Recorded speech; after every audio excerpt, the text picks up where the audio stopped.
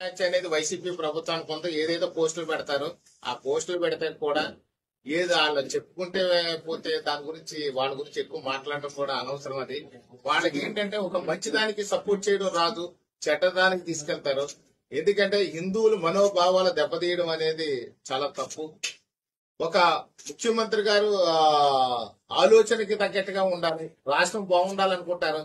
వాళ్ళు ఎప్పుడు చూసినా గానీ ఏదో విధంగా మనుషులు వేధించే దాంట్లో ఉంటారు. గతంలో భార్యలు, పిల్లలు, ఆడవాళ్ళు, ఇంట్లో వాళ్ళ గురించి మాట్లాడారు. ఈ రోజు బాడీలో పార్టీల గురించి మాట్లాడుతున్నారు. వాళ్ళ విజ్ఞతకే వదిలేస్తున్నాము. ఎందుకంటే పవన్ కళ్యాణ్ అనేవాళ్ళు వారికి తెలిసినటువంటి సనాతన ధర్మం, పురాణాలు, ఇతిహాసాలు బాగా చదివి ఉన్నారు. వారు చాలా మందికి తెలియక ఏం చేస్తారంటే మన సాంప్రదాయం నదీ స్నానం చేసేటప్పుడు ముఖ్యంగా సట్టది లేకుండా ఒక అంగోత్సరంతో స్నానం చేయాలని చెప్పేసి ఉంటది. అలాంటి పరిస్థితుల్లో వారు వేసుకోలేదు. దానికి బట్టలు లేని దానికి తీసుకొచ్చి వాడు ఇంకా కొంత యాడ్ చేసి వాళ్ళు ఏదో మార్పింగ్ చేసి ఏదో చేస్తున్నారు. ఖచ్చితంగా మాత్రం ప్రభుత్వం వాళ్ళ మీద చర్యలు తీసుకుంటది. కానీ ఒకటే మా నాయకుడు చెప్తాడు, పవన్ కళ్యాణ్ గారు అయితే మా నాయకుడు ఒకటే చెప్తారు, వాళ్ళ పేటీఎం బ్యాచ్ గురించి వదిలేసి ముందు అభివృద్ధి మీద దృష్టి పెట్టండి. ఆంధ్రప్రదేశ్ అభివృద్ధి పడాలి.